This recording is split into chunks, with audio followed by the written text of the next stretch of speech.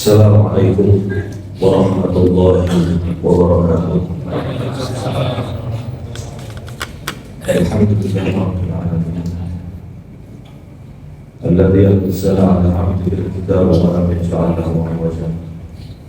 Wassalatu wassalamu 'ala asyrafil anbiya'i wal mursalin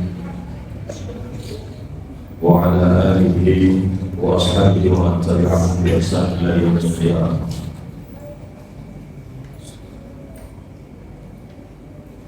Hadirin jemaah salat Isya dan qiyam Ramadan Masjid Al-Mahdi yang dimuliakan oleh Allah. Pada kesempatan kali ini, alhamdulillah, puji syukur kepada Allah Subhanahu wa Ta'ala yang telah memberikan kita syariat puasa ini.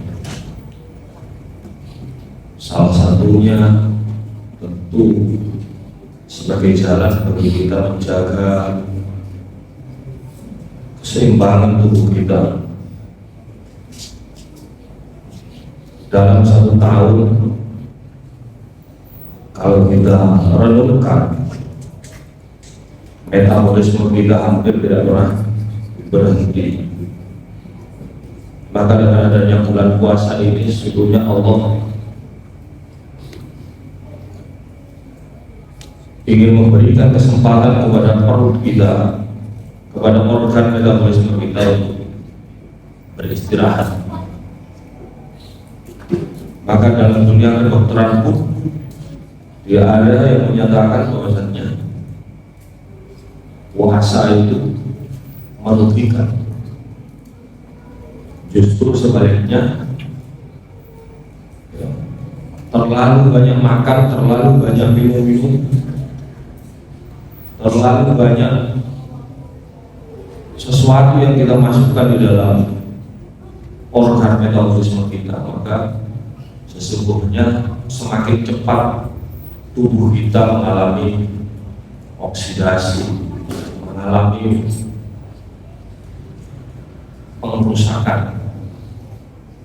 Hadirin yang dirahmati oleh Allah, maka berkenaan dengan keseimbangan yang ingin Allah ajarkan kepada kita dalam konteks ruang lingkup yang lebih luas, kita manusia tentu tidak hanya berurusan dengan manusia saja, tapi hubungan kita dengan alam ini, dengan ekosistem yang ada di sekitar kita, sesungguhnya itu menjadi tanggung jawab kita sebagai seorang muslim. Dalam surat Ar-Rahman, Allah Subhanahu wa Ta'ala menjelaskan banyak lebar. A'udzu billahi minasyaitonir rajim. Was-samaa'a rafa'aha wa wada'al mizan. Alla tatghaw fil mizan wa aqimul wazna bil qisti wa la tukhsirul mizan. Allah mengajak kita merenung. Kalau kita baca tafsirnya, tentu ini urusannya dengan jual beli, dengan timbang menimbang, dengan perilaku adil kita sebagai manusia kepada anak kita, kepada istri kita, kepada orang di sekitar kita. Tapi secara lebih luas, Allah memberikan pesan kepada kita bahwasanya alam kita ini, ekosistem kita ini juga butuh keseimbangan.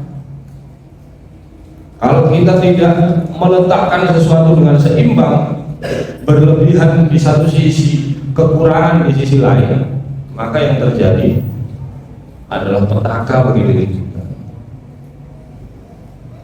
Kalau kita terlalu banyak makan, terlalu banyak tidur, terlalu banyak beraktivitas, maka akan ada efek-efek negatif yang akan ditimbulkan. Sementara kalau kita jaga pola hidup kita, maka kesehatan kita pun akan terjaga. Kita punya motor, kita punya mobil, kita punya rumah, Kalau kita jaga keseimbangannya, maka tentu apa yang kita miliki juga akan awet. Demikian pula dengan alam ini. Kajian-kajian seperti ini seakan-akan tidak menarik ketika dibawa ke masjid. Padahal Rasulullah SAW, beliau saat berkunjung ke rumahnya Ummu Ma'bad, di belakang tembok beliau ada pohon kurma yang baru ditanam. Rasulullah bertanya, "May yaf'alu hadza? Am kafir atau muslim?" Siapa yang menanam ini wahai Umar? Orang kafir atau orang muslim? Bal muslim ya Rasulullah. Orang muslim. Kemudian Rasulullah bersabda, "Ma min muslim yaghrisu gharsan wa ya'kuluhu al-insan aw at-tayr aw al-bahimah aw dabbah fakana lahu sadaqah." Tidak ada seorang muslim pun yang menanam pohon sekalipun hanya satu, kemudian dari pohon itu manusia bisa mengambil buahnya, binatang melata bisa mengambil memakan daunnya seperti ulat, burung bisa memakan buahnya, orang lain bisa berteduh di bawahnya, maka sesungguhnya itu adalah sedekah. Ini pesan jelas dari Rasulullah SAW. Bahwa tugas seorang muslim itu bukan hanya soal beribadah vertikal, bahwa ketundukan kita kepada Allah itu juga harus kita buktikan dalam menjaga keseimbangan yang ada di alam ini. Maka kalau kita koreksi diri kita, kemudian rumah kita, kemudian tempat kerja kita, termasuk masjid kita, sekolah-sekolah kita, berapa banyak unit AC yang dipasang sehingga seolah-olah memberikan kenyamanan, tapi sesungguhnya di sisi lain dampak yang diakibatkan panas yang berlebihan. Maka tidak heran kalau kemudian bumi kita semakin tua, kiamat itu semakin dekat. Kenapa? Karena perilakunya manusia sendiri. Jamaah yang dirahmati oleh Allah, maka fungsi manusia di muka bumi ini bukan sebagai penguasa. Puasa yang kita lakukan hari ini harus memberikan dampak kepada diri kita, tidak hanya kepada kesehatan kita, tapi harus mikir bahwa alam ini juga ada fase berpuasanya, tidak bisa ditebang terus menerus, tidak bisa dikeruk terus menerus.